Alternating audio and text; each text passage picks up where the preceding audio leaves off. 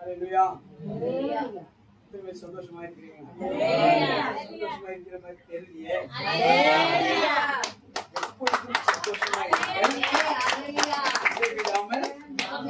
ஜெபம் பண்ணதான் சந்தோஷமா இருக்கணும். சந்தோஷமா இருந்தா தான் ஜெபம் பண்ண முடியும். ஆமென். சோர்வா இருந்தா தூக்கம் தான் வரும். ஹalleluya. இந்த நாளை கொடுத்த தேவனை நான் நன்றியோடு இங்கு கூடியிருக்கிறவர்கள் அனைவரையும் ஆண்டவர் அருமையான ரட்சகருமாகிய இயேசு கிறிஸ்துவின் நாமத்தினாலே அன்போடு வாழ்த்து வருகிறேன். கர்த்தர் ஆசீர்வதிப்பாராக. நாம் இப்போ கர்த்தர் வார்த்தைக்கு நேராக கடந்து போகிறோம். ஒரு நிமிஷம் கண்களை மூடி அப்பா என்னோடு பேசிக்கலாம் பார்த்து கேட்க வேண்டும். ஏன்னா மனுஷன் தான் முகத்தை பார்க்கிறார், தேவனோ முகத்தை உள்ளங்களை ஆராய்ந்து பார்க்கிற கர்த்தர். அவர் இன்றைக்கு உங்களோடு பேச போகிறார். அந்த வார்த்தையை நாம் பெற்றுக்கொண்டு அவருக்காக வாழும்போல் இன்னும் மேல் மேலும் நம்மை ஆசீர்வதிக்க அவர் வல்லவராக இருக்கிறார். கரங்களை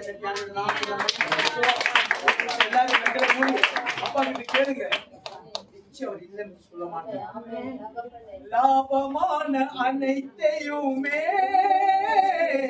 நான் நஷ்டமென்று கருதுகிறேன். லாபமான அனைத்தையுமே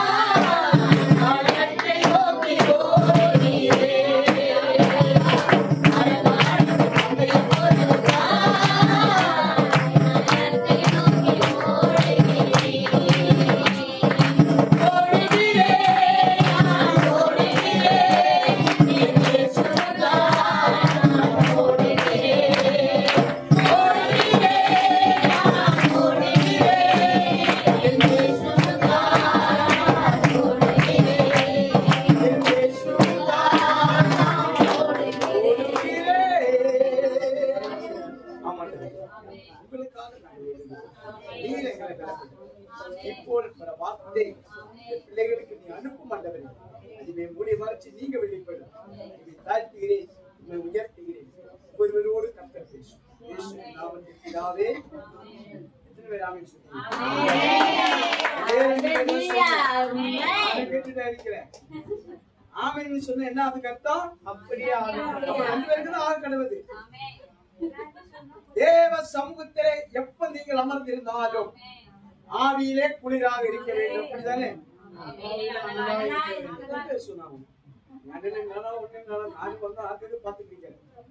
நீ வரும்போது பெட்ரோல் வாங்கி வந்து எல்லாரும் ஊத்தி கொண்டு பரிசுத்த ஆவியானவர் நம்மிடத்தில் வரும்போது நாம் பலன் அடைவீர்கள். கால் வலி வராது, கை வலி வராது. நான் போயிடும் நினைச்சேன். அப்படி ஒரு நாளும் நான் போக விட மாட்டேன். அவரை திட்டம் போட்டிருக்கிறார். நானே இன்றைக்கு வரும்போது 3 தடையை மீறி தான் வந்தேன். உண்மையில சொல்றேன், நான் வருவதும் நினைக்கல. ஏனென்றால் அந்த 3வது தடையும் மீறி வரும்போது ஆண்டவருக்கு கொடுத்த பாட்டு நீங்க பெற்றிருப்பார்.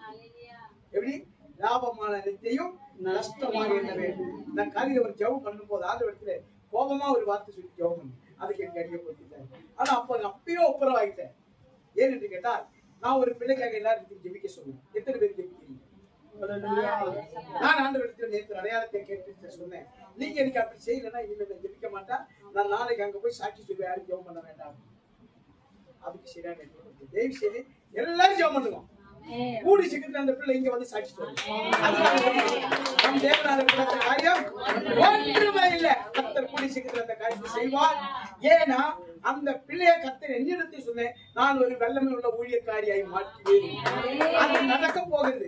அதனால சில தடைகள் சிலர் மூலமாக என்னோடு பேசி அந்த ஜெபத்தை நிறுத்துவதற்காக பிசாசங்களுக்கு பிளான் பண்ணும். ஆனா கர்த்தர் சொன்னார், யுத்தம் என்னுடைய, வெற்றி உங்களுடைய. அதனால ஜெபிக்கிறவர்களுக்கு என்றைக்கும் ஜெயம் உண்டு. அதனால பிரியமானவர்களே, அந்த பிள்ளைக்காக நீங்க போராடி ஜெபிங்க.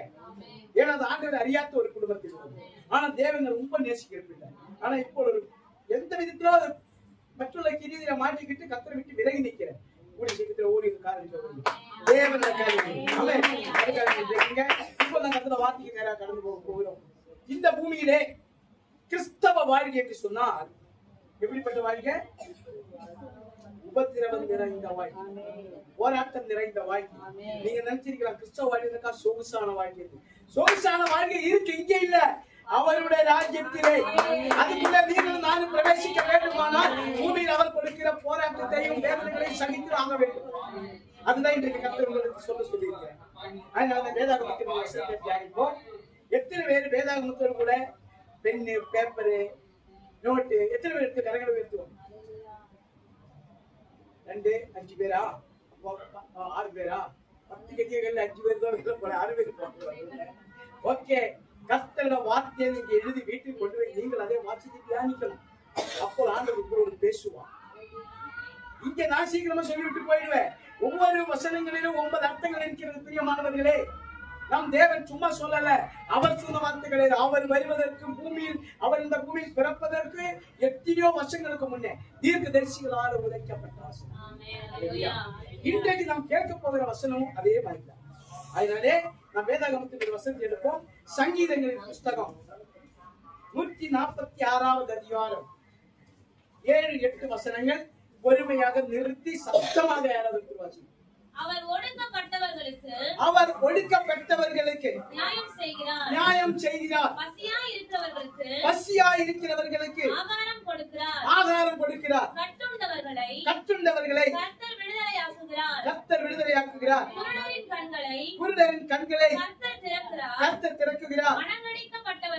மடங்கடிக்கப்பட்டவர்களை கர்த்தர் தூக்கி விடுகிறார்.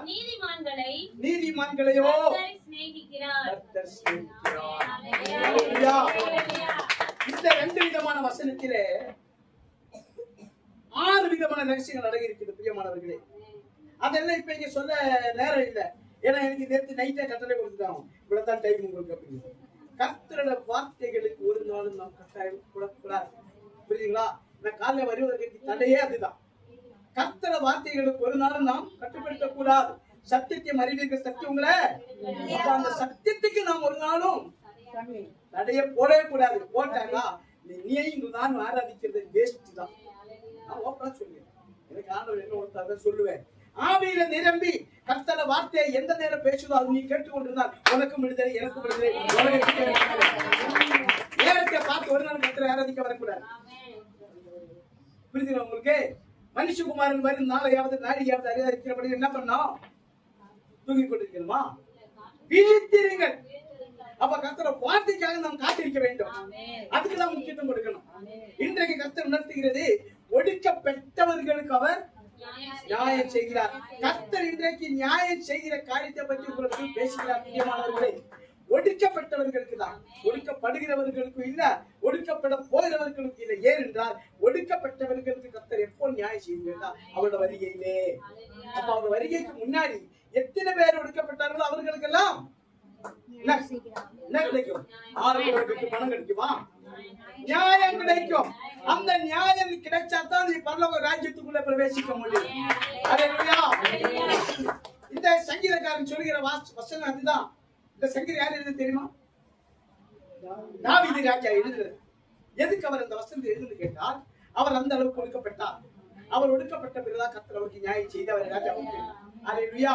அதனால கிறிஸ்தவ பிள்ளைகளாக நீங்களும் நானும் இந்த பூமியில் வாழும்போது வருகிற ஒடுக்கத்தை குறித்தோ, வேதனைகளை குறித்தோ, பாரத்தை குறிச்சோ, நெருக்கத்தை குறிச்சோ, பட்டினியை குறிச்சோ, கண்ணீரை குறிச்சோ, கவலை குறிச்சோ ஒரு நாளும் நம்ம ஏனென்றால் நம்மளை ஒடுக்கிற தேவன் நமக்கு நியாயம் செய்கிறவர். அவர் நம்மளை ஒரு நாள் ஒடுக்க மாட்டார்.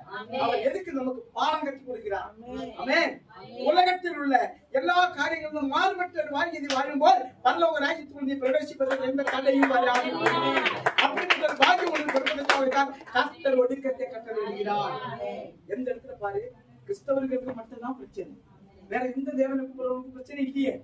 ஏனென்றால் நீ எத்தனை இடத்தில் ஒடுக்கப்பட்டு வேதனைப்பட்டு கர்த்தருக்காக பாரப்பட்டு இந்த பூமி வாழ்கிறோ உனக்கு பரலோக ராஜ்யத்தில் மரணம் இல்லாத ஒரு வாழ்க்கை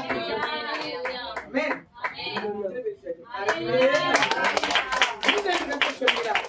ஒடுக்கப்பட்டவர்களுக்கு நான் அப்ப இந்த 2 வசனத்திலே எத்தனை பேருக்கு கர்த்தர் நியாயம் செய்கிறார், எப்படி ஒடுக்கப்பட்டவர்கள், அது மட்டும் முதலாவது தியானிப்போம். அதன் பிறகு நம்முடைய வாழ்க்கையிலே அவர் நியாயம் செய்ய வேண்டுமானால் நாம் செய்ய வேண்டிய சில காரியங்களை சொல்லி நான் கடந்து என்னோட நேரத்தை முடிப்பேன். அல்லேலூயா. முதலாவது நாம் என்ன செய்ய, ஆர்க்கு கர்த்தர் ஒடுக்கப்பட்டு கேட்டா வாசிக்கிறோமா? வாசிச்ச 7வது வசனம். அவர் ஒடுக்கப்பட்டவர்களுக்கு நியாயம் செய்கிறார், பசியா இருக்கிறவர்களுக்கு ஆகாரம் கொடுக்கிறார். பசியா இருக்கிறவர்களுக்கு அவர் நியாயம் கொடுக்கிறார், நியாயம் செய்கிறார், ஆகாரம் கொடுத்து நியாயம் செய்கிறார். எப்படிப்பட்ட பசி சொல்லுங்களேன், எப்படிப்பட்ட பசி?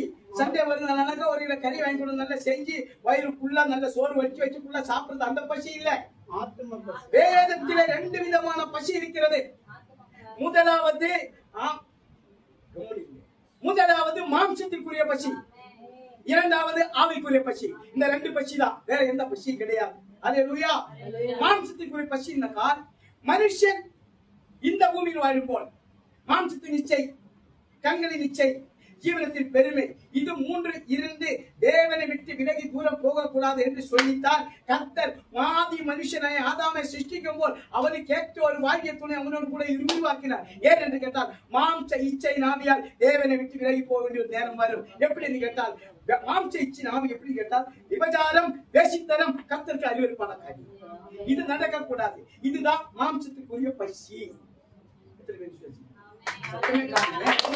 கணவன் மனைவி செய்த துரோகமும், கணவன் மனைவி கணவனுக்கு செய்த துரோகமும், கணவன் மேல எரிச்சல் அடைகிறதும், கணவன் மனைவி மேல எரிச்சல் அடைகிறதும், இதெல்லாம் மாம்சத்துக்குரிய பசிங்க. இப்படிப்பட்ட பசியை ஒரு நாள் நம்மிடத்தில் இருக்கக்கூடாது. ஆமென். அதுக்கு தான் ஒருவனை கொத்தி சொல்லி முதல் மனுஷனை சிருஷ்டிக்கும் போதே அவனுக்கு ஏற்ற துணை ஆண்டவர் ஏற்படுத்தினார். அதனாலே இன்றைக்கு கர்த்தர் சொல்லுகிறார், உலகத்தை சிற்றின்பங்களை அர்ப்பணிச்சு கொண்டு கண்கள் இச்சையால நீங்கள் மாம்சத்தை விரும்பிக் கொண்டு கர்த்தருக்கு அறிவறுப்பான காரியங்களை செய்து அவரை விட்டு தூரமா போகக்கூடாது. ஆமென். எல்லாருக்கும் மாம்ச இச்சை இருக்குதுல, எல்லாருக்கும் இருக்கு. 12 வருஷம் ஆச்சு, தனியுமே இருக்கு, தெரிக்கும் மனைவி பிள்ளை எல்லாம் இருக்கிறோம். இந்த நிமிஷம் வரைக்கும் கர்த்தர் கருவேற்பான ஒரு காரணம் மனுஷன் நினைச்சதே கிடையாது. அடுத்த 4 பேர் மரணத்தை ஜெயிச்சு ஈரோடு வழக்கத்தை செய்தார். இன்றைக்கு சொல்கிறேன், நம் மீட்பர் சொன்னதுதான் 2 விதமான பசியில முதல் பசி மாம்சத்திற்குரிய பசி. இந்த மாம்சத்திற்குரிய பசியை அடக்குவதற்காகத்தான் மனிதன் தனிமையாக இருக்கிறது நல்லதல்ல என்று சொல்லி அவருக்கு ஏற்ற துணையை கர்த்தர் ஏற்படுத்தினார். அப்ப கர்த்தர் நியாயம் செய்கிறாரா இல்லையா? நியாயம் செய்கிறார். இரண்டாவது யாருக்கு நியாயம் செய்கிறார்? ஆவிக்குரிய பசியை அடக்குவதற்காகத்தான் பரிசுத்த ஆவியின் அபிஷேகத்தை பெற்றுக் கொள்ள வேண்டும் என்று கர்த்தர் கட்டளை கொடுக்கிறார். அதற்கு எக்ஸ்ட்ராவனாக தான் அவர் அபிஷேகத்தை பெற்றுக் கொண்டார். அதனால இன்றைக்கு ஆலயத்தை கடந்து வந்து கை தட்டி பாட்டு பாடி வீட்டுக்கு போறது முக்கியம். நீ பரிசுத்த ஆவியானவரை பெற்றுக் கொண்டு நீ கடந்து போகணும். அப்படி பெற்றுக்கொண்டு கடந்து போகுமானால் உனக்கு இருக்க தடைகளை எல்லாம் கர்த்தர் உடைத்து நீ நினைப்பதற்கு வேண்டிக் கொள்வதற்கு கற்பனை பண்ணுவதற்கும் அதிகமாய் கொடுத்து நீ ஆசீர்வதிக்க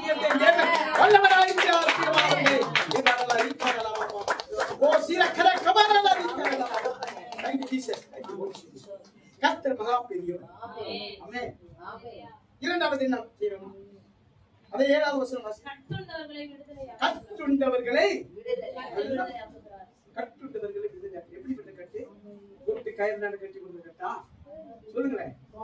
வேதத்தை வாசித்தான் தெரியும் எப்படிப்பட்ட கட்டணி கேட்டால் மனுஷர்களாலே பொறாமையினாலே தேவனை ஆராதிக்க கூடாதபடிக்கு உனக்கு விரோதமாய் சத்துரை தூண்டிவிட்டு அந்த சத்துருவால் ஏற்படுகிற கட்டு, மந்திரவாதிகளால் கட்டப்படுகிற கட்டு, தேவனுக்கு விரோதமாய் உங்களை தூண்டி விடுகிற கட்டு, அதுதான் கோபத்தின் கட்டு. ஆமென். கோபம் வந்தா பாவம் செய்ய தோன்றும். பாவத்தின் சம்பளம் தேவனுடைய கிருபையோ. இன்னைக்கு கிருபையை பத்தி பேசுற சங்கீதத்தில தேவன் கிருபை நித்திய ஜீவன். அப்ப அந்த நித்திய ஜீவனை நீங்களும் நானும் பெற்றுக் கொள்ள வேண்டுமானால் இந்த பூமியில் வாழ்நாட்டில் கர்த்தர் நமக்கு நியாயம் செய்ய வேண்டும். அவர் நமக்கு நியாயம் செய்ய வேண்டுமானால் முதலாவது நாம் என்ன செய்ய வேண்டும்?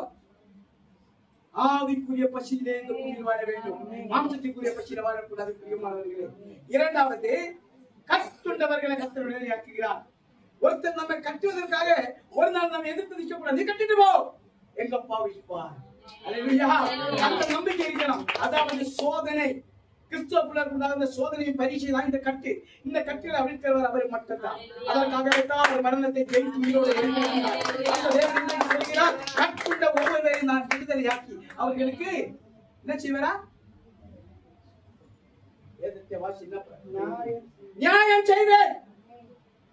என்ன வேதத்தை வாசிக்கிறீங்க? கற்றுண்டவர்களுக்கு கர்த்தர் என்ன செய்கிறார்?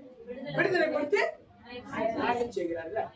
நியாயம், அந்த நியாயம் நமக்கு கிடைக்கணும்.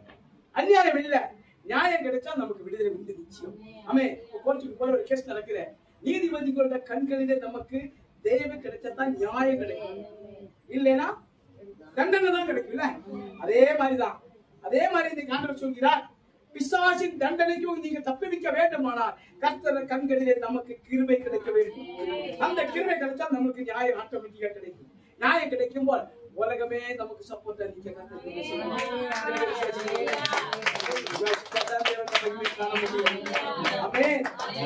தேவை. இன்றைக்கு உங்களுக்கு சொல்கிறேன், நீங்க எதை குறித்து பயப்பட வேண்டிய விஷயம் கிடையாது. கர்த்தர் நமக்காக நியாயம் செய்கிறார். கற்றுண்டவர்களை அவர் விடுதலையாக்குகிறார். அதுக்கடுத்துமா குருடரின் கண்களை கர்த்தர் திறக்கிறார். 8வது வசனம். குருடரின் கண்களை கர்த்தர் திறக்கிறார். எப்படிப்பட்ட குருடே? சொல்லுங்களேன், சொல்லுங்களேன். ஆவிக்குரிய தேவ ஆவியானவரே பார்ப்பதற்குள்ள ஞான கண்ணை கர்த்தர் திறக்க வேண்டும். ஆமென். ஞான கண் கர்த்தர் திறக்கணும். ஞான கண் ஞான கண் திறந்தா உனக்கு விரோதமா எத்தனை பிசாசு இருக்கு கண்ணு ஈஸியா தெரியும். ஊழியக்காரர்கள் மட்டும் இல்லை, உங்களுக்கு தெரியும். ஆமென். அதனால இன்றைக்கு கர்த்தர் சொல்கிறார், உன்னுடைய குருடா இருக்க ஞான கண்ணை கர்த்தர் திறக்க வேண்டுமானால் இன்றைக்கு நீ உன்னை அர்ப்பணித்து கொண்டு அவரிடத்தில் உன்னை தாழ்த்தும் போல் அவர் உனக்கு நியாயம் செய்ய வல்லவராயிருக்கிறார். ஆமென். வேதத்தை நல்லா வாசிக்கணும், வேதத்தை நல்லா வாசிக்கணும், தியானிக்கணும். அப்போ ஞான கண்ணை கர்த்தர் ஆட்டோமேட்டிக்கா திறப்பார். உன் சத்துருக்கு முன்னாடி ஒரு பெரிய பந்தயம் உனக்கு ஆயத்தப்படும். உன் தலையை எண்ணெயினால் அபிஷேகத்தால் நிரப்பி பாத்திரத்தை அவன் திருப்பி வழி செய்வார். எங்கேயுமே கையாண்ட வேண்டிய அவசியம் கிடையாது. ஆமென். அன்பு சகோதரி சொன்னா, நான் போன வாரம் நான் வேலைக்கு போகிறேன். எப்படி? அதனால அந்த மகளை வச்சு கர்த்தர் பெரிய காட்சி செய்தார். ஆனா அந்த மகளுக்கு சரியா அடிய போட்டு எதுக்கு தெரியுமா? எதுக்கு சொல்லுங்களேன்? அந்த மகள் சொல்லும் ஆண்டவரின் குணத்துல நான் சொல்றேன், பரிசுத்த நாளை ஓய்வு நாளாக எடுக்கணும்னு எப்பவும் சொல்லிட்டா இருக்கிறேன். அன்றைக்கு மட்டும் அந்த முதல் எடுத்தது பிசாசுக்கு பிடிக்கணும். அதுக்கு தான் நேற்று நெஞ்ச காதி பெரிய போட்டு யாரையும் போகக்கூடாது. புரியுதா உங்களுக்கு? நாம் என்ன ஒரு நல்ல காரியம் அர்த்தம் செய்தாலும் கர்த்தருக்கு செய்தாலும் அவன் எதிர்த்து நிற்பான். அவனை எதிர்த்து நிற்கிற அவனை கர்த்தர் வெறுத்தி நமக்கு நியாயத்தை அவன் செய்ய வேண்டுமானால் இன்றைக்கு கர்த்தர் சொல்லுகிறார், இந்த கேட்ட வசனத்தின்படி நம்மை நாம் தாழ்த்த வேண்டும். அல்லேலூயா. அவர் என்ன செய்தார்? ஞான கண்களை திறக்கிற தேவன். எதற்காக? ஆவிக்குரிய வாழ்க்கையில வளர்ச்சி அடைவதற்காக. அப்பதான் பரலோக ராஜ்யத்துக்குள்ள போக முடியும். அடுத்தது என்னமா? மடங்கடிக்கப்பட்டவர்களை கர்த்தர் தூக்கி விடுகிறார். மடங்கடிக்கப்பட்டவர்களை கர்த்தர் தூக்கி விடுகிறாரா? எப்படி? பலத்தின் உள்ளே படுத்து கிடக்கிறார். மடங்கடிக்கப்பட்டவர் எப்படி? எப்படி மடங்கடிக்கப்பட்டவர்கள்? கர்த்தருடைய பிள்ளைகளாയിരിக்கும் ஒவ்வொருவருக்கும் இந்த பூமியிலே பிசாசு கொடுக்கிற முதல் சோதனை அதுதான். உன்னால முழங்கால நிற்க முடியாது. முழங்கால நின்னா உனக்கு பலவீனத்தை கொடுப்பான். எப்படி? சோத்திர பண்ணிட்டாலே உனக்கு பலவீனத்தை கொடுப்பான். அப்படிப்பட்ட மடங்கடிப்பில் நின்று கர்த்தர் உங்களை எப்படி தூக்கி விடுகிறார்? அல்லேலூயா. பழைய ஏற்பாடு காலத்திலே வாசிக்கும் போது பேதுருவும் யோவானும் ஜெப வேளை ஆகிய 9ஆம் மணி நேரத்திலே தேவாலயத்துக்குள்ள கடந்து போகும்போது அந்த தேவாலய வாசல்ல ஒரு நல்ல மனுஷன் உட்கார்ந்து, அப்படிதானே? சப்பானியாக பிறந்த ஒரு மனுஷன், தாயின் கருவிலேயே அவர் ஏதாவது கொடுக்கும் நினைச்சு அவரை பார்த்து அவங்க என்ன சொல்றாங்க? என்ன சொல்றாங்க? எங்களிடத்தில் வெள்ளியும் இல்ல பொண்ணும் இல்ல, எங்களிடத்தில் உள்ளதை உனக்கு கொடுக்கிறேன், நசரேயனாகிய இயேசுவின் நாமத்தில் எழுந்து நட என்று சொல்லி அவன் கரைகளை பிடித்து தூக்கும்போது அவன் நாவில் நரம்புகள் நிரப்பட்டு அவன் நாவில் குடிச்சு ஆலயத்துக்குள்ளே பிரவேசித்தான். இன்றைக்கு என்ன சொல்கிறார்? நீ எந்த இடத்துல எந்த காரியத்துக்காக மடங்கடிக்கப்பட்டு படுக்க முடியாது படுத்த நிலையில கிடைக்கிறேனோ உன் கரைகளை கர்த்தர் பிடிக்க போகிறார். நியாயம் செய்ய போகிறார். ஒரு மாசம் வந்து அணிஞ்சிட்டு இருக்கிறேன். நீங்க போகும்போது வெளிப்படுத்துற வசனம் தான். இன்றைக்கு சொல்கிறேன், கர்த்தர் மகா பெரிய தேவன். நம்மளோட வாழ்விலே மகா பெரிய காரியங்களை செய்கிறவர். அவர் செய்ய வேண்டுமானால் நீங்கள் நானும் நியாயம் பெற்றுக் கொள்ள வேண்டும். பிரியமானவர்களே, நியாயம் பெற்றுக் கொள்ள ஒரு காரியம் நமக்கு நடக்காது. அல்லேலூயா. அப்போ அவர் நம்ம கரைகளை பிடிச்சு தூக்கி விடுகிற தேவன். பெதெஸ்தா குளக்கரையில ஒருத்தர் எத்தனை வருஷம் படுத்த படிக்கிறாரு? 38 வருஷம். அவரை தூக்கி குளத்துக்குள்ள ஆக்கிறதுக்கு யாரும் கிடையாது. ஆனா ஆண்டவர் போனார், கரங்களை தூக்கி இப்படி தூக்கினார், வீட்டுக்கே போயிட்டார் சுகத்தோட. இதுதான் நம் தேவன் செய்த நியாயத்தை ஒருவரால் கடுக்க முடியாது. அப்படிப்பட்ட நியாயம் நம்முடைய வாழ்க்கையில தேவன் செய்ய வேண்டுமானால் நாம் ஒடுக்கப்பட வேண்டும். ஒடுக்கப்பட்டவர்களுக்கு மட்டும்தான் கர்த்தர் நியாயம் செய்வார். ஆண்டவரே இப்படி என்று சோதிக்கிறேன் ஒரு நாள் கேட்கக்கூடாது, ஒரு நாள் கேட்கக்கூடாது. ஆண்டவரே நீ கொடுத்த இந்த சோதனைக்காக நன்றி சொல்லிப்பாரு. வெற்றிப்பான நன்மை நம்மளை தேடி வரும். நான் ஒவ்வொரு நாளும் அனுபவிச்சு கொண்டிருக்கிறேன் பிரியமானவர்களே. நீங்க நினைக்கிறீங்க இந்த பேசிக் கொண்டிருக்கிறேன், இந்த இடத்தை விட்டு நான் வெளியே போய் வீட்டு போய் சேர்த்துக்குள்ள நீங்க எவ்வளவு போராட்டம் எனக்கு தான் தெரியும். ஆனால் என் ஆண்டவர் என்னை பலப்படுத்திக் கொண்டிருக்கிறார். உண்மையிலே சொல்றேன், நான் வருவேன் எனக்கு சந்தேகம் தான் இருக்கு. ஆனால் என் ஆண்டவர் எனக்கு விடுதலை பெரிய காரியத்தை செய்தார். நிறைய அற்புதங்கள் என்ன வர வைத்து. அதனால இன்றைக்கு சொல்கிறேன், நம் தேவனால கூடாத காரியம் ஒன்றுமே இல்லை. ஆனா நீங்க அவரை விசுவாசிக்கணும். விசுவாசிக்கும் போது அவர் நமக்கு என்ன செய்வாரா? நியாயம் செய்கிற தேவன். இந்த பூமியிலே கர்த்தருடைய நியாயம் நமக்கு தேவை. கர்த்தருடைய நியாயம் உங்க கையில வந்தால் நல்ல ஒரு ஐக்கியத்துக்குள்ளே பிரவேசிக்கலாம். அதனாலே அடுத்ததாக யாரும் என்ன செய்யமா? நீதிமான்களை கர்த்தர் சிநேகிக்கிறார். நீதிமான்களையும் கர்த்தர் சிநேகிக்கிறார். பிரியமானவர்களே, யார் இந்த நீதிமான்கள்? கடைசியில் நாம் தியானிக்க போகிறோம். இப்ப நாம் தியானிச்ச எல்லா காரியங்களின் படி நீங்களும் நான் ஒடுக்கப்படுமானால் கர்த்தர் நமக்கு நியாயம் செய்கிற தேவன். அப்படி அவர் நமக்கு நியாயம் செய்ய வேண்டுமானால் நீங்களும் நான் செய்ய வேண்டிய ஒரு 4 காரியத்தை உங்களுக்கு சொல்லி கரெக்டா நேரத்துல கரெக்டா முடிச்சிடுவேன், முன்னாடியே முடிச்சிடுவேன். ஆமென். திருவெளுக்கு சந்தோஷம், திருவெளுக்கு சந்தோஷம். கையை தட்டி பண்ணுங்க, முன்னாடியே முடிக்கிற அல்லேலூயா. வாசிப்போம். லூக்கா எழுதின சுவிசேஷம் 23வது அதிகாரம் 34வது வசனத்தை எடுத்து வாசிப்போம்.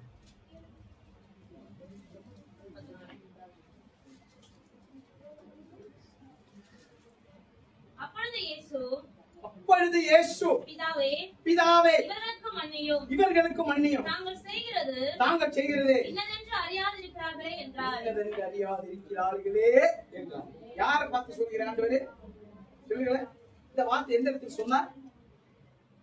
உலகத்துக்காக கல்வாரி சிலுவையிலே கடைசி நேரம் மூச்சு நிற்கிற நேரத்தில் அவர் தொங்கிக் கொண்டிருக்கிற வேளையிலே தனக்கு விரோதமாக எழுப்பினவர்களை ஈட்டியால குத்தினார்கள், மூஞ்சில துப்பினார்கள், கன்னத்தில அறைந்தார்கள், முள்கிரீடத்தை வைத்தார்கள், மாறில குத்தினார்கள், விழாவில குத்தினார்கள், பரிகசித்தார்கள்.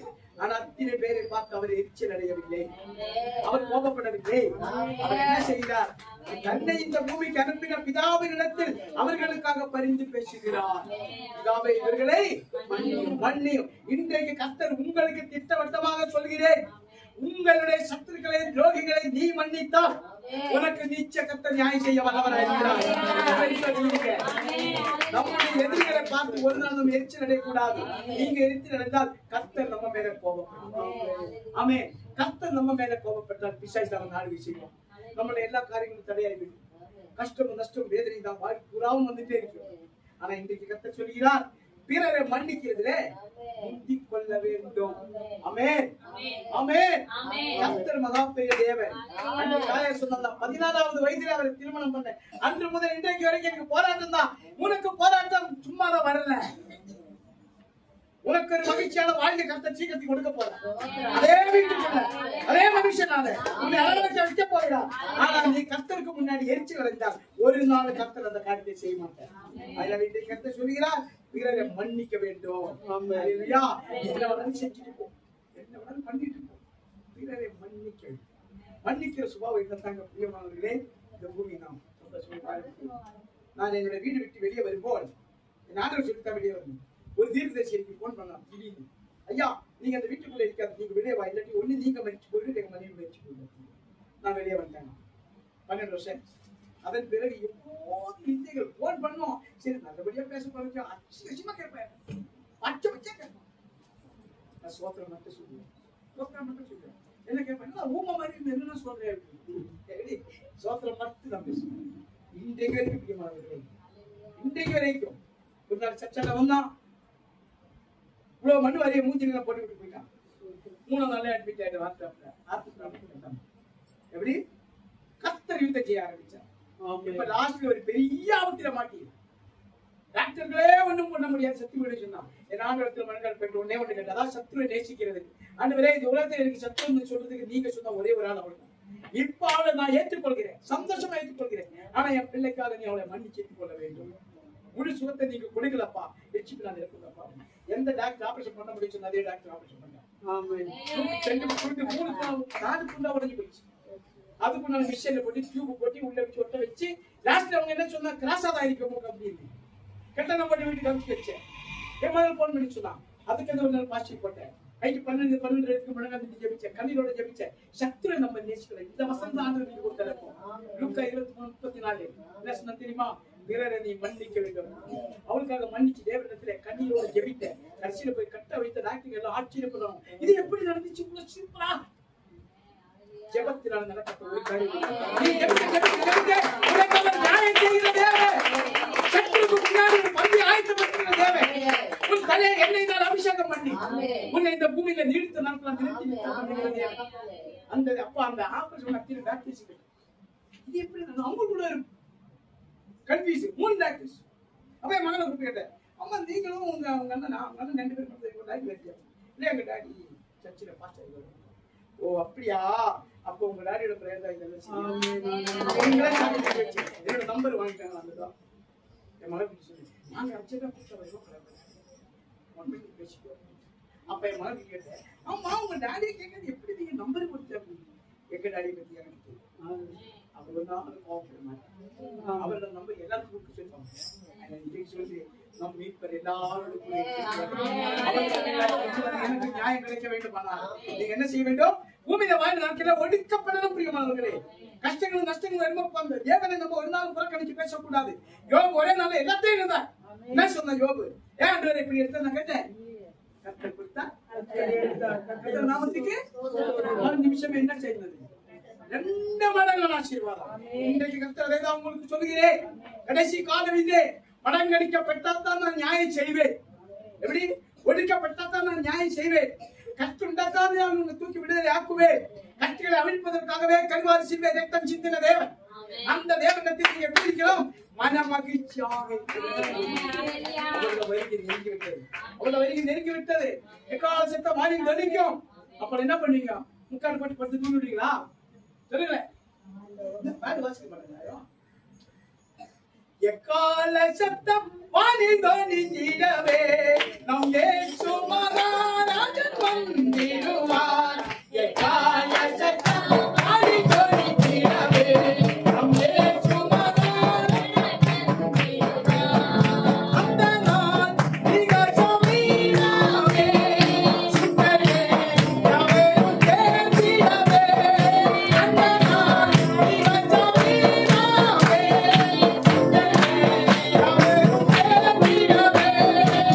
கண்டு கவலை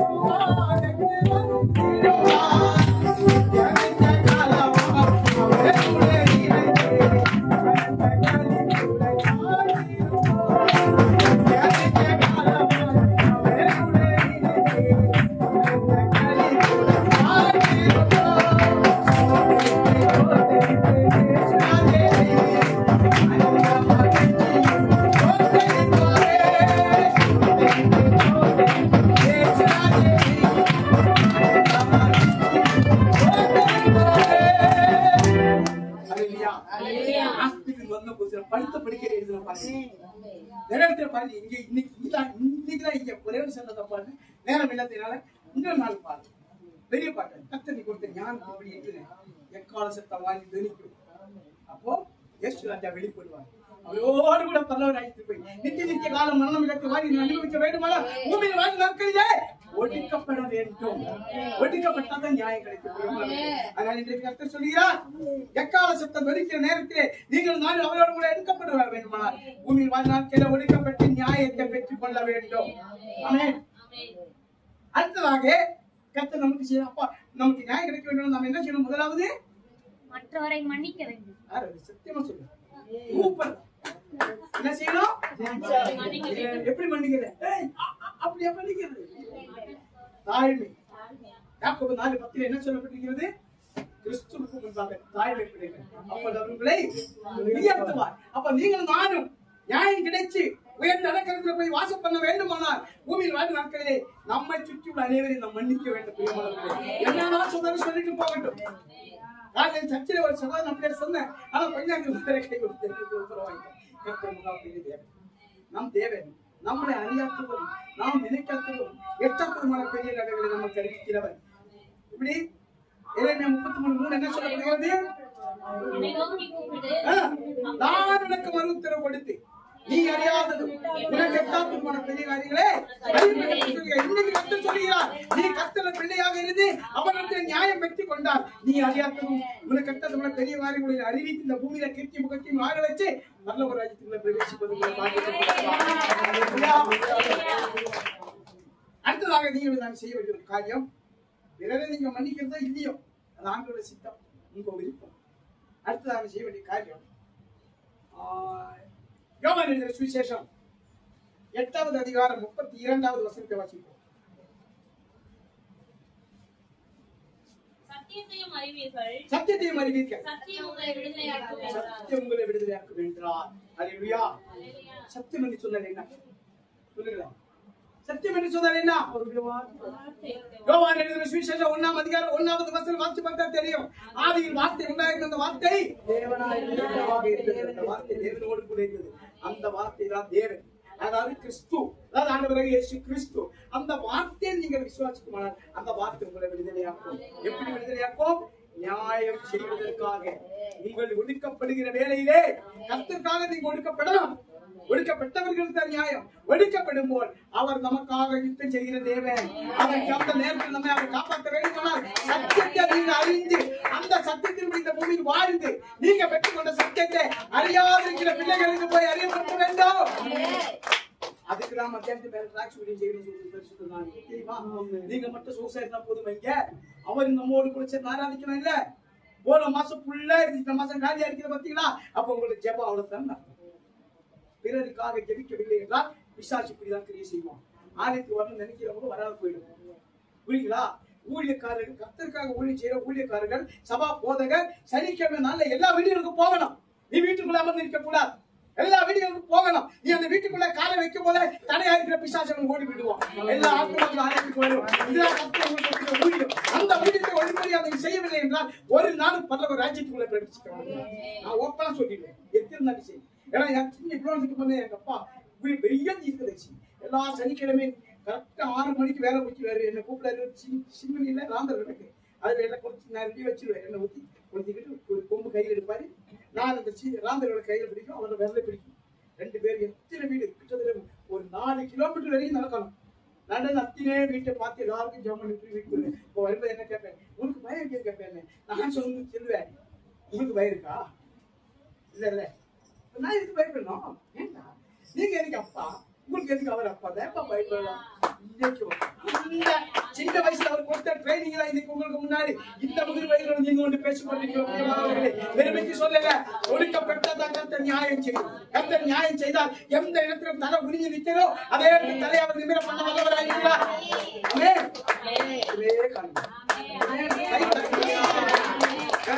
ஒரு அரசியல்வாதி நீட்டி போட்டாரு. ஏற்றி அப்பா கையை அவர் வேட்டி பரவாயில்ல கொடுப்பான். உன் தேவன் உனக்கு ஜீவனே கொடுக்கிறார்.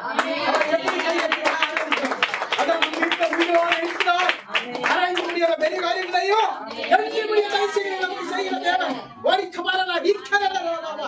அந்த ஆவியானவர் நம்மோடு கூட இருக்கிறதுனால தான் இன்றைக்கு நீங்கள் தான் இந்த ஆலயத்தில் அமர்ந்திருக்கிறோம். கொஞ்சம் யோசிச்சு பின்னாடி பின்னிட்டு பாரு. நேற்று இருந்தவர்கள் இன்றைக்கு இல்லை. போன வருஷம் இருந்தவர்கள் இன்றைக்கு இல்லை. ஆனா உங்களோ எதுக்காக தேவன் வெற்றிக்கு தெரியுமா? ஒடுக்கத்தை விட்டு நியாயத்தை பெற்றுக் கொள்வதற்காக மனவர்களை இன்றைக்கு கர்த்தர் சொல்லுகிறார். எதை பற்றி நான் கவலைப்பட வேண்டிய அவசியம் கிடையாது, கலங்க வேண்டிய அவசியம் கிடையாது. வீட்டுல கணவன் ரசிக்கப்படுறியா, நீ அவர்கிட்ட கோவப்படாது. என் மனக்கார் போயிட்டு அவருக்காக ஜெபி, ஆண்டவரத்தில் அவரை ஒப்பு கொடுத்துரு. ஆனா அவர் அடிப்பாரு, அடிக்கும் நீங்க ஆண்டவரத்தை கோவப்படக்கூடாது. ஆண்டவரே அடிச்சதுக்காக நன்றி, இப்ப என்னோட கூட எனக்கு இருக்கு மனக்கார் வைக்க. நாங்க ஒவ்வொரு நாளும் அப்படியே ஜெபிச்சு கொண்டிருக்கிறோம் ஒவ்வொருவருக்காக. இப்ப நிறைய புதிய குடும்பங்களை எல்லாம் கர்த்தர் சந்திக்க வைத்தாங்க. அவங்களுக்கு எல்லாம் போய் ஜெபிப்பேன். எல்லாரும் சொல்றாங்க, ஐயா உங்க காலிப்பட்டதுக்கு அப்புறம் எங்களுக்கு ஒரு சந்தோஷம். ஏன் காலிப்படல, அவருடைய என்னோட ஊழியக்காரன் எங்க இருக்கிறோம், நம்மளோடு கூட அங்க இருக்கிறேன். அதனாலே நீங்க நினைக்கிற மாதிரி நானே உங்க இஷ்டத்துக்கு நான் வர முடியாது. ஓன் பண்ணு, வருதா என்ன வரேன்னு சொல்லி வர முடியுதானே, எல்லாம் வர முடியாது, போட்டு சொல்லுவேன். ஆமென். அதனால இன்றைக்கு சொல்லுறேன், கர்த்தர் நமக்கு கையில கொடுத்திருக்கிற ஒவ்வொரு தாரந்திகளையும் நம்ம கரெக்டா பயன்படுத்தினால் அவர் நமக்கு நியாயம் செய்ய வல்லவராக இருக்கிறார். அர்ப்பணிப்போம் அர்ப்பணிப்போம் அலங்கப்படியும் மலையார் பறிப்போம். அர்ப்பணிப்போம் அர்ப்பணிப்போம்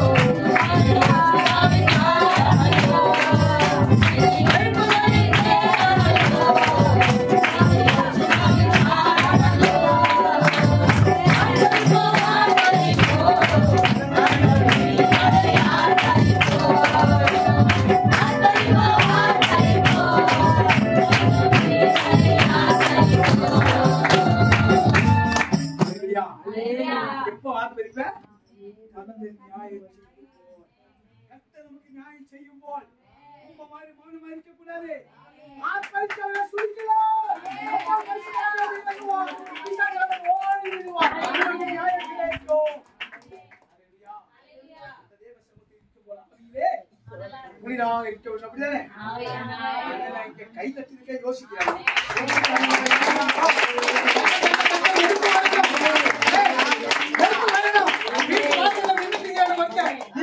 ஓடி போயிருந்தாங்க.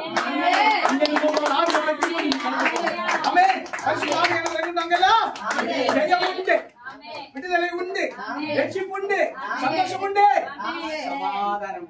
நம் தேவன் சமாதானத்தை கொடுக்கிறது. சமாதானத்தின் ஆவியை நமக்கு கொடுத்திருக்கிற கர்த்தர். ஒரு நாள் மனுஷனுக்குள்ள எந்த ஒரு கருத்தை நினைச்சு நாம் புலம்பக்கூடாது, வேதனைப்படக்கூடாது. ஏனென்றால் என் வீட்டு உயிரோடு நியாயம் செய்ய ஆராய்க்க முடியாத பெரிய காரியங்களையும் எத்தனையுடைய ரகசியங்களை செய்து உங்களுக்கு எனக்கு அவர் நியாயம் செய்கிறது. சொல்றீங்களா? அடுத்ததாக நாம் செய்ய வேண்டிய ஒரு காரியம், யாரும் ஏதோ வாசிச்சாங்க. சரி, ஓகே.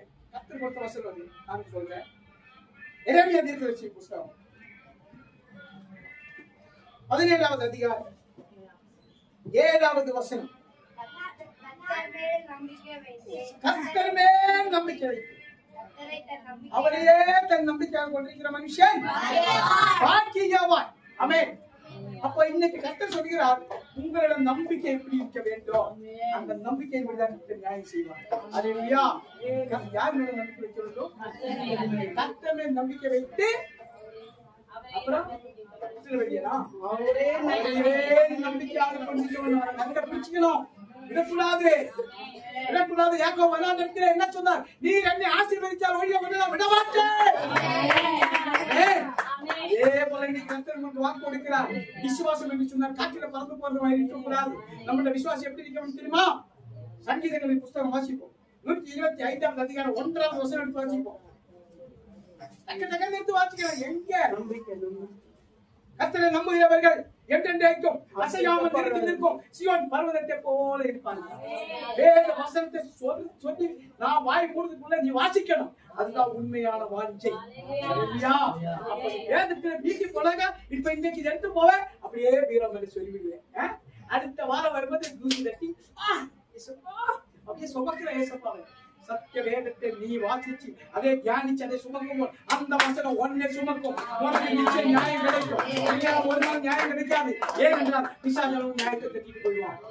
வார்த்தை அனுப்பிதான் கர்த்தர் நம்மை விடுதலையாக்குகிறார். அல்லேலூயா.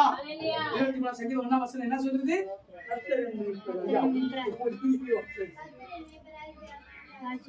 அப்புறம் இது சிறு பிள்ளைகளுக்காக கர்த்தர் எழுதின வசனம் கிடையாது. புரியுங்களா? நானே எனக்கு 3 வயசு இருக்கும் போதே இந்த வசனத்தை சொல்லி 3 இடத்துல பிரைஸ் வாங்க. இந்த வசனம் ஃபுல்லாக சொல்லி 23 சங்கீதம் மலையாளத்தில் இன்றைக்கு தமிழில 21, 1, 23, 128, 119, அப்புறம் 20 எவ்வளவு சங்கீதம் மனப்பாடமாக சொல்லுவேன். ஏன் என்று கேட்டால் அவர் நம்மள வார்த்தை அடித்து நம்ம ஒரு சக்தி பட முடியாது. பிரியமானவர்களே, அவர் நமக்கு நியாயம் செய்கிற தேவன். அந்த நியாயத்தை பெற்றுக் கொள்ள வேண்டுமானால் மூன்றாவதாக நீங்க என்ன செய்ய வேண்டும்? விசுவாசம், கர்த்தர் மீட்சிக்கு நம்பிக்கை. அசையாத சீயோன் பர்வதத்தை போல இருக்க வேண்டும். ஏன் சீயோன் பர்வதம் அசைக்கிற சொல்லுங்க. சீயோன் பர்வதம் ஏன் அசைய மாட்டேது? அதன் உச்சியில தாண்டவராய் இயேசு கிறிஸ்து வாசமாக இருந்தார். இந்த சீயோன் பர்வதம் எங்க இருக்கு தெரியுமா? எருசலேமின் தலை நகரம். இந்த எருசலேமில் தான் கர்த்தர் தாசனாகிய தாவீது ராஜா 40 வருஷம் இஸ்ரவேல் மக்களை நியாயம் விசாரித்தார். எப்படி 40 வருஷம்? எப்படி 40 வருஷம் தெரியுமா? 33 வருஷமும் 3 மாசமும் 6 மாசமும் எருசலேமிலும் 6 மாசமும் 6 வருஷமும் எப்ரானிலும். புரியுதுங்களா? 3 மாசம் 6 வருஷம் 3 வருஷமும் எப்ரானிலே கர்த்தர் தேவ பிள்ளைகளை அவர் நியாயம் விசாரித்தார். அந்த தேசம் கர்த்தருடைய நாமத்தினாலே சமாதானத்தின் தேசம் என்று எண்ணப்பட்டது. அதுதான் எருசலேம். இன்றைக்கு உங்களுடைய குடும்ப வாழ்க்கை எருசலேம் வாழ்க்கையாக மாற வேண்டுமானால் நீங்க செய்ய வேண்டியது கர்த்தருக்காக ஒடுக்கப்பட வேண்டும். அவரிடத்தில் நியாயம் பெற்றுக் கொள்ள வேண்டும். அல்லேலூயா. பரீட்சை எழுதாத ஒரு நாள் ஜெயம் சொல்ல முடியாது. பரீட்சை எழுதினா நீ உண்மையிலே எழுதினா உனக்கு ஜெயம் தான். அப்படிதானே? நீ சரியா எழுதுனா தோல்விதான். அதேதாங்க ஒடுக்கம். கர்த்தருக்காக உண்மையாக ஒடுக்கப்பட்டார். அவர் நியாயம் செய்கிறது. எந்த இடத்துல தோற்று போய் கருவி அதே இடத்துல உனக்கு நியாயம் செய்து உன்னை ஆசீர்வதித்து பெருகப்படுவார் நம் தேவன். அதுக்காகத்தான் மரணத்தை ஜெயித்து உயிரோடு எழுப்பினார். அந்த மரணத்தை ஜெயிச்ச தேவனுக்கு தெரியாதா தன்னுடைய பிள்ளைகளுக்கு என்ன செய்யணும்னு? ஆனா நீங்க செய்ய வேண்டியது அவரை நோக்கி கூப்பிட வேண்டும். அப்போ அவர் நமக்கு அறியாத பெரிய காரியங்களை அறிவிப்பார். பிரியமானவர்களே, அதனால் என்று சொல்கிறேன், கர்த்தரை நீங்க வச்சிருக்கிற விசுவாசம் நம்பிக்கை எப்படி இருக்க வேண்டும்? எவ்வளவு பெரிய பிரச்சனை வந்தாலும் சரி, எந்தெந்த விதத்தில் என்னை பிசாசு ஒடுக்கினாலும் சரி, ஒடுக்கப்பட்டவர்களுக்கு கர்த்தர் நியாயம் செய்கிறது. அந்த விசுவாசத்தோட உங்களோட விசுவாசத்தை பாதுகாக்கணும். கர்த்தர்களுக்கு நியாயம் செய்கிறது தேவன். இந்த உலகமாக இந்த சமுத்திரத்திலே விசுவாசமாக இந்த கப்பலிலே படகிலே பயணம் பண்ணும் போது ஆண்டவராக இயேசு கிறிஸ்து படகிலே அமரக்காரனாக அமர வேண்டும். தூங்குகிறவராக இல்ல, அமரக்காரனாக அவர் அமரும் போது உன்னை நித்தியதை கொண்டு சேர்ப்பார். அல்லேலூயா. ஆனா எத்தனை அலைகள் அடித்தாலும் சரி, எத்தனை பிரச்சனைகள் வந்தாலும் சரி, ஒரு நாள் நம்ம ஒண்ணும் பண்ண முடியாது. அடுத்ததாக இனி ஒரு காரியத்தை நான் சொல்லி முடிக்க போகிறோம். யோனா தீர்க்கதரிசி புத்தகம் வாசிப்போம். 2வது அதிகாரம் 2வது வசனத்திற்கு வாசிப்போம்.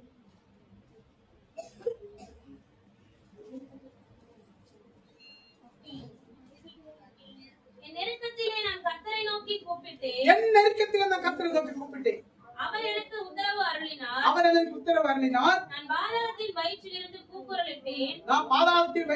கூக்குரலிட்டேன். நீர் என் சத்தத்தை கேட்டீர். போதும் பிரியமானவர்களே, இன்றைக்கு கர்த்தருடைய தீர்க்கதரிசி தாசனாய் இருக்கிற யோனா என்ன சொல்கிறார்? நான் நெருக்கத்தின் மத்தியிலே கர்த்தரை நோக்கி கூப்பிட்டேன். கர்த்தரை விட்டு எங்க ஓடினார்? கர்த்தரை நோக்கி கூப்பிட்டார். எப்படி இந்த நெருக்கம் வந்தது சொல்லுங்களேன். கீழ்ப்படியாமத்தான். சொல்லுங்களேன். கீழ்ப்படியாமல் இல்ல. இதுதான் தப்பான உபதேசம். நிறைய ஊழியக்காரர்கள் சொல்றாங்க. யோனா தீர்க்கதரிசி புத்தகம் முழுசாக வாசிச்சு பார்த்தேன். தேவன் என்னோட எல்லாத்தையும் பேசி நடத்தினாரு. நான் 3 பாஸ்டர் முறையில 2 பாஸ்டர் மீட்டிங்ல இதே வேதத்தை ஒரே ஒரு அதிகாரத்தை மட்டும் இந்த யோனா தீர்க்கதரிசி புத்தகத்தை மட்டும் வச்சு உபவாச கூட்டங்களிலும் பாஸ்டர் மீட்டிங் மெசேஜ் கொடுத்தேன். எல்லா ஊழியக்காரர்களும் ஆச்சரித்தாங்க. என்ன ரகசியம் தெரியுமா? யோனா ஒரு நாளும் கர்த்தருக்கு கீழ்ப்படியாம எங்கேயும் போகல. யோனா இடத்துல கர்த்தர் என்ன சொன்னார்? நீ நினைவே பட்டணத்துக்கு போய் அவர்களுக்கு விரோதமாய் பேச சொன்னார். எப்படி? அவர்களுக்கு விரோதமாய் பிரசங்கம் பண்ணி, ஏன்னா அவங்க பாவத்தின் படி இருக்கிறாங்க. அவர்களுக்கு விரோதமாய் இந்த யோனா போய் பிரசங்கம் பண்ண யோனா என்ன கதி என்ன இருக்கும்?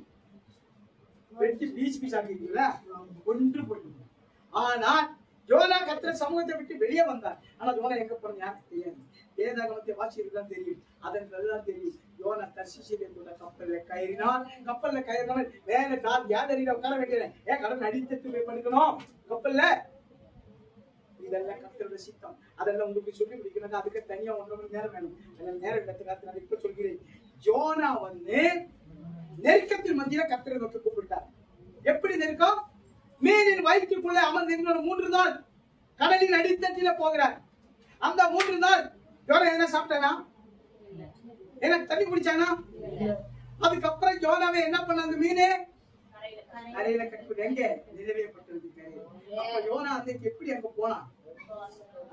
பத்தியா பிள்ளை கண்டிப்பா உபவாசம். தண்ணி கிடையாது, சோறு கிடையாது. இந்த உபவாசத்தோட யோனா அங்க போனதான் நிறைவேற்றப்பட்டவன் கண்டிப்பா ரட்சிக்கப்பட்டது. இது ஒண்ணும் இல்லாத போய் அவனை வெட்டி போட்டு துண்டுண்டாக்கிருப்பல. இது எல்லாத்துக்கும் தெரியாது. ஏனென்றால் அந்த மீன் யோனாவை விழுங்கும்படி கட்டளை இட்டாரா? இட்டு இருந்தாரா? அப்ப இந்த காரியம் முன்னாடி யாரும் நிரூபிச்சு வச்சிருக்கிறேன்? கர்த்தர் இருக்கிற காரியம். ஒரு நாள் இனிமே தப்பாக வாசனை யாரும் சொல்லாத. யோனா கீழ்ப்படியதை எங்கே போகல. யோனா கர்த்தர் வார்த்தை கீழ்ப்படிஞ்சா சமுத்திர விட்டு போனோம். ஆனா யோனாவை அங்க போட்டு போறதுக்கும் கடல்ல போறதுக்கும் மீன்குள்ள வைக்கும் போது கர்த்தர் அல்லேலூயா. இந்த மாதிரி ரகசியத்தை நீங்க தெரிஞ்சு கொள்வதற்காகவே தான் வேதாகமத்தை எடுத்து வருகிறோம். பேப்பர் பென் எடுத்து வரணும்னு சொல்றது. வீட்டை போய் இங்க எழுதி வச்சு வீட்டை போய் நல்லா படிச்சு தியானிச்சு பாரு. அப்ப கர்த்தர் உங்களோட பேசுவார். அல்லேலூயா. இன்றைக்கு கர்த்தர் சொல்கிறார், யோனா தீர்க்கதரிசி எப்படி என்ன நோக்கி கூப்பிட்டேனோ அதே போல நீங்களும் நானும் இந்த பூமியில நம்ம உபத்திரவம் பாடுகள் நேரிடும் போல், ஒடுக்கம் நேரிடும் போல், கர்த்தரை நோக்கி நீங்க கூப்பிடும் போல் அவர் நமக்கு என்ன செய்வாரா? என்ன செய்வார்? ஆளுக்கு 10 அரிசி கொடுப்பாரா? என்ன வசனம்? நியாயம் செய்வார். நியாயம் செய்வார். வசனம் இன்னைக்கு என்ன கேட்டாங்க? என்ன கேட்கல?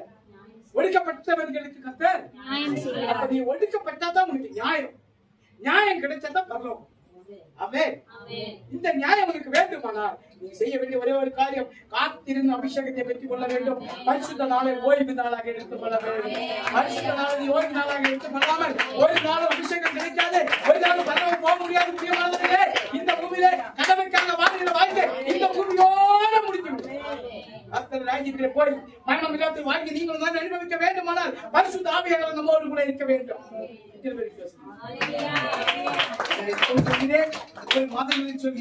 ஒரு அபிஷேகம் எந்த சபைக்கு போன சொல்லுங்க. இது கடைசி காலம். அபிஷேகம் இருந்தாதான் பரலோகம். ஆமென். அதனால இன்றைக்கு சொல்கிறேன், நீங்க தியானிச்ச இந்த 4 காரியங்களை நீங்கள் கடைபிடிக்கும் போது கர்த்தர் ஒரு அதிசயம் ஒரே ஒரு அற்புதத்தை உங்களுக்கு செய்ய போகிறார். அதான் அந்த 8வது வசனம் கடைசியில் என்ன சொல்றது? 8வது வசனம் கடைசியில் என்ன சொல்றது? நீதிமானை கர்த்தர் சிநேகிக்கிறார். போதுமா? நீதிமான்களையோ கர்த்தர் சிநேகிக்கிறார். எப்படி என்று கேட்டால், எப்படி கர்த்தர் சிநேகிக்கிறார் சொல்லுங்களேன். அப்படியே கட்டி அணைச்சு முத்தப்பட்டு வர செல்லவே அப்படியே சொன்னாரு. 1ஆம் சங்கீதம் 6வது வசனம் கடைசி வசனம் வாசி. 1ஆம் சங்கீதம் கடைசி வசனம், கர்த்தர் நீதிமான்களின் வழியை அறிந்திருக்கிறார், துன்மார்க்கரின் வழியோ அழியும். இது சொல்றதுக்கு வேதத்துல எங்கெங்கயோ தேடுறீங்க. அப்ப நீங்க எந்த அளவுக்கு வேதத்தை வாசிக்கிறதுனால இங்கதான் தெரியுது. ஆமென். எப்படி கர்த்தர் நியாயம் செய்வார்? வேதாகமத்தை நீ கையில எடுத்ததா நீ உண்மையான கிறிஸ்தவ பிள்ளை. சத்தியத்தையும் அறிவீர்கள், சத்தியம் உங்களை விடுதலையாக்க சொன்னேன்ல. இதுதான் உங்களுக்கு தேவன் இந்த பூமி கொடுக்கிற பட்டயம். இந்த பட்டயத்தை நீ கையில் எடுக்கும்போது சத்தியம் ஓடி போய் விடுவோம். நீ வெட்ட வேண்டிய அவசியம் உனக்கு கிடையாது. தூக்குனாலே போதும். அது வீட்டுக்குள்ள மூடி வச்சுட்டுதான் உங்க வீட்டுக்குள்ள பிசாசு தான் வரும். சமாதானம் இருக்காது, சந்தோஷம் இருக்காது, ஒரு நாள் நியாயம் கிடைக்காது. நியாயம் வேண்டுமா? இன்றைக்கு கர்த்தர் சொல்கிறார், நீதிமான்களின் வழியை நான் அறிந்திருக்கிறார், துன்மார்க்கரின் வழியோ. அப்ப நீதிமான்களுக்கு நியாயம் கர்த்தர் கொடுப்பார். அதுதான் வேதம் சொல்கிற, நீதிமான்களையோ கர்த்தர் வழியை அறிந்திருக்கிறார், நீதிமான்களை கர்த்தர் நேசிக்கிறார். போதுமா? நீதிமான்களையோ கர்த்தர் சிநேகிக்கிறார். ஆமென். கணவன் மனைவியை சிநேகிக்கிறது போல மனைவி கணவனை சிநேகிக்கிறது போல, பிள்ளைகள் தகப்பனை சிநேகிக்கிறது போல, தாய் தகப்பன் பிள்ளைகளை சிநேகிக்கிறது போல அல்ல. அதில் மேன்மையான ஒரு சிநேகத்தை கர்த்தர் கொடுக்கிறார். நீதிமான்களே, கர்த்தர் எதுக்காக சிநேகிக்க தெரியுமா? நீங்கள் கணவன் மனைவி மாம்சத்துக்குரிய சிநேகம் இந்த பூமியோட முடிஞ்சு போய்விடும். புரியுதுங்களா உங்களுக்கு? இந்த பூமியோட முடிஞ்சு போய்விடும். ஆனால் கர்த்தர் நீதிமான்களை எதுக்காக சிநேகித்து கேட்டார்? நீதிமான்களின் வழியை அவர் அறிவதற்காக. எப்படிப்பட்ட வழி? நீதியின் பாதை. அந்த நீதி பாதையில போன தண்ணி பகரம். அல்லேலூயா. அந்த நீதி பாதையில நீங்களும் நானும் போக வேண்டுமானால் பூமியில் வாழும் போல் நீதிமான்களாக வாழ வேண்டும். ஒரு மனுஷன் நீதிமானாக வாழ வேண்டுமானால் முதலாவது மன்னிக்கிற சுபாவம் இருக்க வேண்டும். 1000 பிரச்சனைகள் வரும், 1000 தொந்தரப்புகள் வரும், அடிக்கிறது கூட கை தூக்கிட்டு வருவான். அமைதியா இருந்து பாரு, கர்த்தர் அவனை அடிப்பார். நீ கை தூக்கினா ஒண்ணுதான் அடிப்பான். பிசாசுக்கு ஒப்பு இருப்பார். அதனால இன்றைக்கு சொல்கிறேன், நம் மீட்பர் மகா பெரியவர், நம்ம வாழ்க்கை பெரிய வேலைகளை செய்கிற தேவன். அவர் இந்த பூமியில கொடுக்கிற ஒடுக்கத்தை பெற்றுக்கொண்டு அவருடைய கண்களிலே நமக்கு நியாயம் கிடைக்க வேண்டும். அந்த நியாயம் பெற்றுக் கொள்ள வேண்டுமா? இன்றைக்கு தியானிச்ச 4 காரியங்கள். முதலாவது காரியம் என்னமா? முதலாவது காரியம் மன்னிப்பான். சரி, ஓகே. இரண்டாவது காரியம் சத்தியத்தை அறிஞ்சு அதன்படி நம்ம நடந்து அறியாதவர்களையும் அந்த சத்தியத்தின் பாதையில கொண்டு வரணும். அப்படிதானே? மூன்றாவது நம்பிக்கை. ஒரு நாள் அசையாத நம்பிக்கை இருக்க வேண்டும். நம்மளோட நம்பிக்கை. 1000 பிரச்சனைகள் வரும். கர்த்தரை யார் அதிகமாக நம்புகிறார்களோ அவர்களுக்கு சோதனை அதிகம். அந்த சோதனைகளை பார்த்து பயப்படக்கூடாது. அந்த சோதனை நீ ஜெயிக்க வேண்டுமானா நம்பிக்கை அவர் மேல் வச்சு நம்பிக்கை அவராக இருக்க வேண்டும். அதுக்கு அடுத்தது நெருக்கம் வரும். ஆனா மனுஷனை நோக்கி ஓடக்கூடாது. அந்நிய வட்டமகளை நோக்கி ஓடக்கூடாது. பணத்தை நோக்கி ஓடக்கூடாது. பட்டம் படிப்பை நோக்கி ஓடக்கூடாது. டாக்டர் நோக்கி ஓடக்கூடாது. முழங்கால் படியிலே, முழங்கால் படியிலே. ஓ முழங்காலை பலப்படுத்துகிறதே உன்னோடு இருக்கிறார். உன் முழங்காலை திடப்படுத்த கர்த்தர் உன்னோடு இருக்கிறார். உன் ஆலயத்தை அவரை கொண்டு வந்து உன்னை ஆராதிக்க வைத்து என் வீட்டில் உயிரோடு இருக்கிறார். அவரை பற்றி நியாயம் செய்ய போகிறார். அவர் உங்களுக்கு நியாயம் செய்ய போகிறார். இப்ப பரிசுத்த ஆவியானவர் ஒரு காரியத்தை நான் சொல்கிறேன். எத்தனை பேர் மனசுக்குள்ள கடந்த நாட்களில் கேட்ட காரியங்கள் நடக்கவில்லை என்று வேதனை கடந்து வந்திருக்கிறீர்களோ, இன்றைக்கு கர்த்தர் சொல்கிறார், கேட்ட வார்த்தையின்படி நீ நடக்குமானால் அடுத்த மாதம் இதே நாளுக்குள்ள நான் உங்களுக்கு நியாயம் செய்வேன் என்று கர்த்தர் வாக்கு கொடுக்கிறார். சில வரலை கவரல் அறிந்தார். நீ எந்த நேரத்துல கை நீட்டினோ அதே இடத்துல கொடுக்கிற கடமை கர்த்தர் வாக்கு கொடுக்கிறார். சில வரலை கவரல் அறிந்தார். சில வரலை கவரல் அறிந்தார். நம் தேவன் நம் வழியா இருக்கிறார். வழி நீதி பாதையில் நாம் போக வேண்டுமானால் நம் வழியை கர்த்தர் அறிய வேண்டும். அதனாலே இன்றைக்கு கர்த்தர் சொல்கிறார், பூமியில் நீங்கள் ஒடுக்கப்படுவோம், நான் உங்களுக்கு அவர் நமக்கு நியாயம் செய்வோம். நாம் எங்க போக? பரலோக ராஜ்யத்திற்குள்ள. இந்த ஆத்மாவுக்கு மரணம் இல்லாத ஒரு வாழ்க்கை 1000 வருஷம் அரசாளுகிற தேவன்ல கூட நீங்கள் நான் இழைப்பார வேண்டுமானால் இன்னைக்கு கர்த்தர் சொல்கிறார், ஏற்ற வார்த்தையின்படி உன்னை அர்ப்பணித்துக் கொண்டு கர்த்தர் வார்த்தைகளை பின்பற்றுமானார், அந்த வார்த்தையை கட்டியா பிடிச்சு கொண்டு இந்த பூமி நடக்குமானார் ஒடுக்கமே கிடையாது. அல்லேலூயா. அந்த வார்த்தை உன்னை விடுதலையாக்கும். 40 நாள் கோசை ஆகிறது. 41 நாள் எங்க போனாரு? எதுக்கு? சோதிப்பது. இதுதான் கிறிஸ்தவ வாழ்க்கை. சோதனை உண்டு. ஆண்டு என்ன சொல்லியிருக்க? பூமி உங்களுக்கு ஆனாலும் பயன்படுங்கள், நிழல் கொள்ளுங்கள். எப்படி நிழல் கொள்ள வேண்டும்? பரிசுத்த ஆவி நம்மோடு கூட இருந்தால் முடியும். ஒரு நாள் பிசாசை பார்த்து பயப்படக்கூடாது. அவன் எழுந்து நிற்பான். இயேசுவின் நாமத்தில் போடான்னு சொன்னா அவன் ஓடி போயிடுவான். நீ நிழல் கொள்ளாம பரிசுத்தாவின் அபிஷேகம் கத்து இயேசுவின் நாமத்தில் போய் அவன் உண்மையில ஏறி உட்கார்ந்துருவான். அல்லேலூயா. சொல்கிறேன், பரிசுத்தாவின் அபிஷேகத்தை பெற்றுக் கொள்வதற்காக உங்களை அர்ப்பணிங்க. கர்த்தருக்கு உங்களை காய்க்குங்க. நிச்சய தேவன் உங்களை உயர்த்த போகிறார். ஒடுக்கப்படுவதற்காக நீங்கள் காய்க்கும். அவர் நமக்கு நியாயத்தை செய்து அவருடைய ராஜ்யத்தில் கொண்டு சேர்க்க வல்லவராக இருக்கிறார். வார்த்தை கேட்ட உங்கள் அனைவரையும் ஆண்டவராக இயேசு கிறிஸ்து ஆசீர்வதிப்பாராக. ஒரு நிமிஷம் எழுந்தது முழங்கத்தில் இருக்கிறாங்க. தூங்குறவங்க என்ன தூக்க தெரியணும். எல்லாரும் எழுந்திருப்போம். அல்லேலூயா.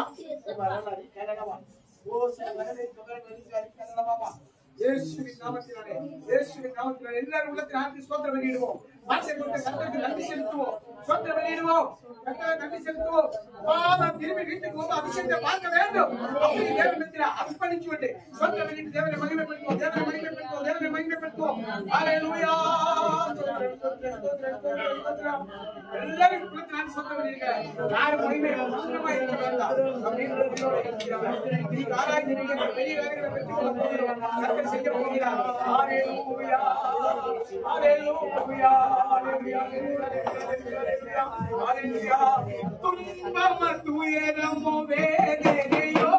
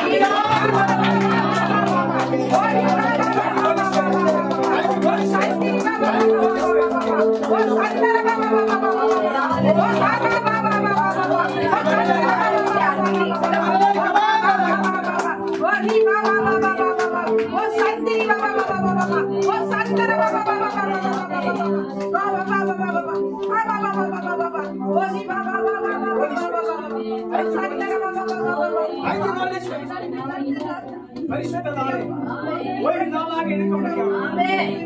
வேலை வேண்டும் என்று தேவ சமூகத்திலே அநேக நாட்களாக ஜெபித்துக் கொண்டிருக்கிறார். இதோ கர்த்தர் சொல்கிறார், என் மேற்கு திசையில் இருந்து உனக்கு ஒரு அழைப்பு வரும். நீ என்னுடைய பிள்ளை, நான் உன்னை கைவிட மாட்டேன். 6 நாள் உனக்காக விடுவேன். 7 நாள் எனக்காக நீ உழைக்க வேண்டும். அன்றிலிருந்தே உன் குடும்பம் இன்னும் ஆசீர்வதிக்கவே ஆசீர்வதித்து பெருக பண்ணி நம் தேசத்திலே பெருமை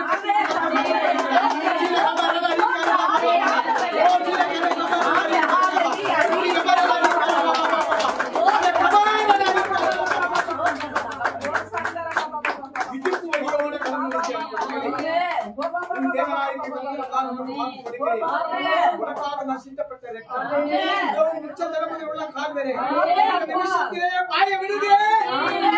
விசுவாசித்தால் இப்படியே இந்த மகிமை காண முடியும். நீண்ட நாட்களாக நீ வேதனையே ஒதுக்கத்தை இதோ நான் நீக்கப்படுகிறேன். இன்றைக்கே உனக்கு நான் நியாயம் செய்வேன்.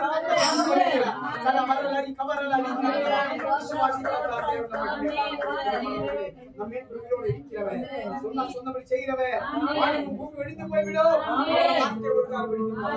நிச்சயமாகவே முடிவு வாசிக்க முடியலே, கேட்க முடியலே, தூக்கமாய் வருகிறேன் என்று சொல்லி 3 பேரை கர்த்தர் காட்டுகிறார்.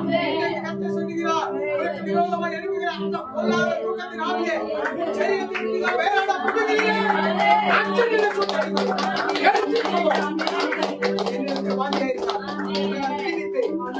நாமத்தை அறிந்திருந்தார்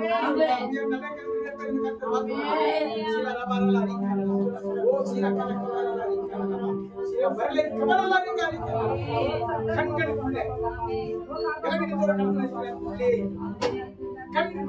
மக்களாயிருக்கிறேனே, வேதத்தை வாசிக்க முடியவில்லை, வெளியே செய்ய நடமாட முடியவில்லை, வேதனையோட கலந்து இருக்கிறே. கர்த்தர் சொல்லுகிறார், கடுகுக்கு சமானமான கூர்மையான பார்வை உங்களுக்கு நான் கட்டளை இடுகிறேன். நிச்சயமாகவே முடிவுண்டு ஒரு நம்பிக்கை நீர் போகாது. நெருக்கத்தில் நீ என்னை நோக்கி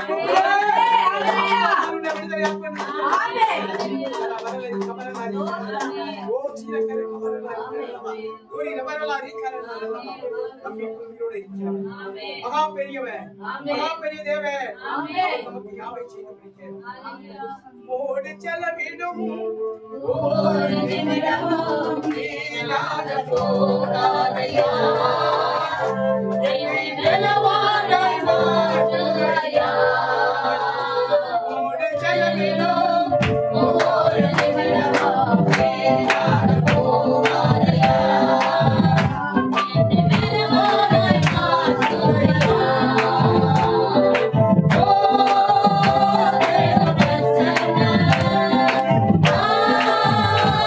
Yeah.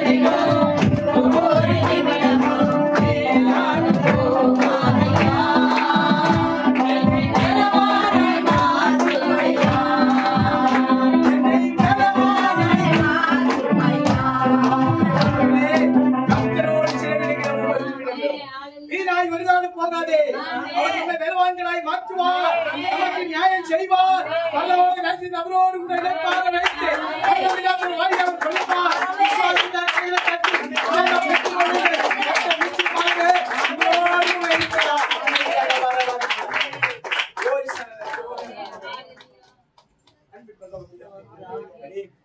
ஆசீர்வதிக்கப்பட்ட இந்த வேலைக்காக ஸ்தோத்திரம். இந்த பரிசுத்த நாளிலே நாங்கள் ஒரு மனமாய் ஆலயத்தில் நின்றிருக்கிறோம். எங்களோடு பேசின வார்த்தையின்படி ஒவ்வொரு பிள்ளைகளோடு கிடந்தவர்களை நியாயம் கொடுத்து விடுதலையாக்கி உடைய ராஜ்யத்தில் கொண்டு வந்து சேர்க்கும்படியாக உடைய கரங்களில் ஒப்புக் கொடுக்கிறேனப்பா. நீர் எங்களை ஒவ்வொரு ஆசீர்வதிச்சாட்ட உடைய பிள்ளைகளுக்கு கடந்து போகிறேன். நீங்கள் காத்த தேவராய் கூடவே இருக்கும் அப்பா. மறுபடியும் நாங்கள் எப்போது முகாமுகமாய் பார்க்கிறேனோ அந்த நிமிடம் வரைக்கும் நீதி மத்திய எடுத்துக்கொள்ள பிள்ளைகளை வணைந்து கொள்ளும். ஒவ்வொருவருக்கும் அக்கறை பற்றிய மீது 2 அடித்த புருஷர்களை பாதுகாப்புக்காக அனுப்பும்படியாக சொல்லுகிறோம். கூடவே இந்த வழி நடக்கும் கையின் பிரயாசங்களை அப்பத்தை தண்ணீரே எல்லாவற்றையும் கத்தராசி ஒரு விளைவி ஞாபகம் யாரை தொடாதபடி நெருங்காதபடி ஒரு விசேஷ அக்கினி வேறு அப்படி செய்ததற்காக நன்றி நன்றி. நாங்கள் சொல்லிருக்கிற அந்த பிள்ளைக்காக ஸ்தோத்திரம். கூடிய சீக்கிரத்தில் அந்த பிள்ளை நிரப்பி கூடிய காரியை அபிஷேகம் பண்ணி தேசத்தை கலக்க வைக்க போகிறேன். கூடி ஜெபித்த கோடி நன்றி சொல்லுகிறேன். பிள்ளை எந்த இடத்தில் இருந்தாலும் ஆவியானவர் அவன் மேல் இறங்கும்படியாக தூரத்துக்கு சமீபத்துக்கு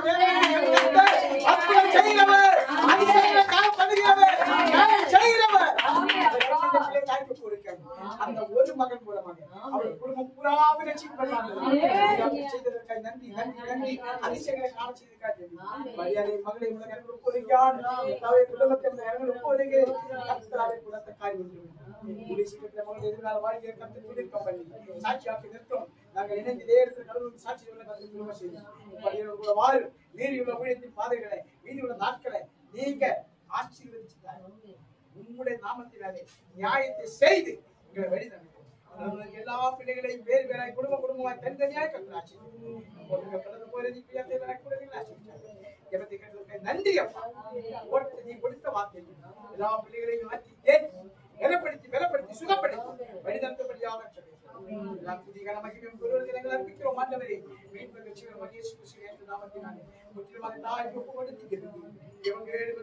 நல்ல பிதாவே எல்லாரும் சேர்ந்து சொல்லுவோம்.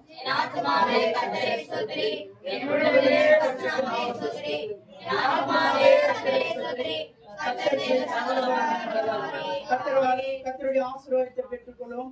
கர்த்தராகிய இயேசு கிறிஸ்துவின் கிருபை, பிதாவினுடைய அன்பும் பரிசுத்தாவியானுடைய அன்பினைக்கு சுகபெறன் பாதுகாப்பு நம்மோடும் சகல பரிசுத்தவானோடும் செய்தி சுமந்து வந்து தேவதாசரோடும் நம்மோடும் என்றென்று இருப்பதாக நாம் பிரிந்து போனாலும் பிரியாடு நேச மறுபடியும் நம்மை கூட்டி சேர்ப்பார்கள். தேவனுக்கு கொலை ஸ்தோத்திரம்.